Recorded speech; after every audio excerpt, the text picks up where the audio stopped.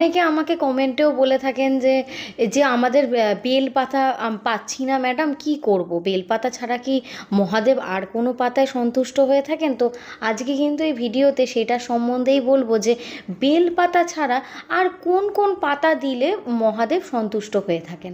তো প্রথমেই যে পাতাটার কথা আমি বলবো সেটা হচ্ছে অশ্বত্থ গাছের পাতা। অশ্বত্থ গাছের পাতা মানে স্কন্দ পুরাণেও বলা হয়েছে এই অশ্বত্থ গাছের পাতা দিলে মহাদেব কিন্তু খুবই সন্তুষ্ট হয়ে থাকেন, প্রসন্ন হয়ে থাকেন।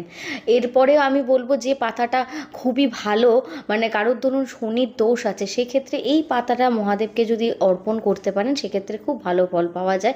সেটা হচ্ছে হিন্দু শাস্ত্র মতে বট পাতা।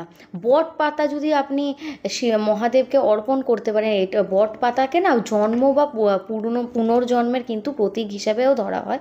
শনি দোষ বা কোনো রকম দোষ আছে সেক্ষেত্রে, বা কারণ অকাল মৃত্যুর ভয় রয়েছে, মানে দীর্ঘায়ু লাভ করে এই পাতা যদি মহাদেবকে দেওয়া হয়।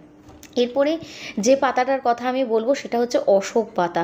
অশোক পাতা কিন্তু আমাদের হিন্দু ধর্মেও খুবই গুরুত্বপূর্ণ।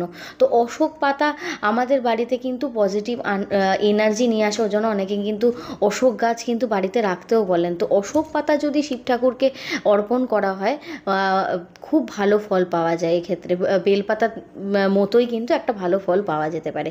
এরপরেই বলবো আকন্দ ফুল। আপনারা জানেন আকন্দ ফুল কিন্তু শিব ঠাকুরের খুব প্রিয় ফুল। তো যাদের জীবনে প্রচণ্ড অ্যাংজাইটি, মানসিকভাবে খুবই মানে ভেঙে পড়ছেন, তারা যদি আকন্দ পাতাও শিব ঠাকুরকে অর্পণ করতে পারেন খুব ভালো ফল পাবেন। এর